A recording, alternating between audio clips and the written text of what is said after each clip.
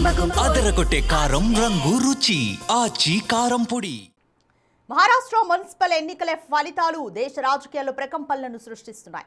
మహాయుతి కూటమి సునామీలో విపక్షాలు కొట్టుకుపోయాయి. ముఖ్యంగా దేశంలోనే అత్యంత సంపన్నమైన ముంబై మున్సిపల్ కార్పొరేషన్ పై దశాబ్దాలుగా ఉన్న ఠాక్రేల ఆధిపత్యానికి బీజేపీ చెక్ పెట్టింది. ఉద్ధవ్, రాజ్ ఠాక్రేలు చేతులు కలిపినా ఫలితం లేదు. మహారాష్ట్ర అసెంబ్లీ ఎన్నికల ఫలితాలే మున్సిపల్ పోల్స్లోనూ పునరావృతమయ్యాయి.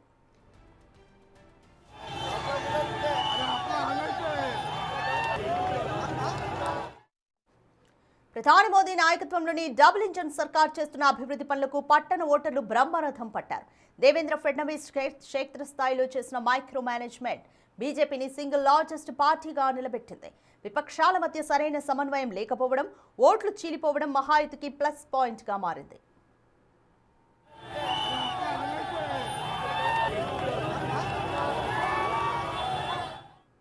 రాష్ట్ర వ్యాప్తంగా ఎన్నికలు జరిగిన 29 మున్సిపల్ కార్పొరేషన్లలో ఏకంగా 25 చోట్ల మహాయుతి జెండా ఎగురవేసింది.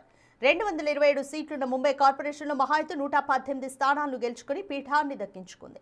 ఇందులో బీజేపీ 90కి పైగా స్థానాలను సాధించి సత్తా చాటింది.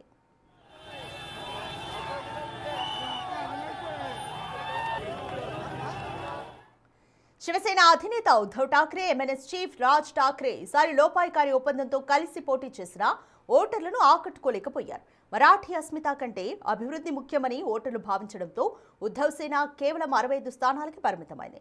రాజ్ ఠాక్రే పార్టీ సింగిల్ డిజిట్కే పరిమితమై గట్టి షాక్ తింది.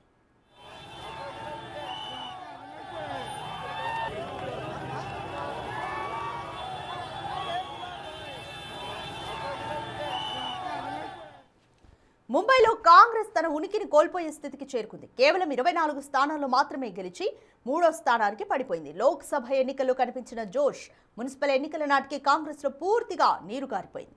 ఈ విజయంతో మహారాష్ట్రపై తమకు తిరుగులేదని బీజేపీ నిరూపించుకుంది. అటు శివసేన షిండే వర్గం, ఇటు అజిత్ పవార్, ఎన్సీపీ కూడా తమ ప్రాబల్య ప్రాంతాల్లో పట్టు నిలుపుకోవడం విశేషం.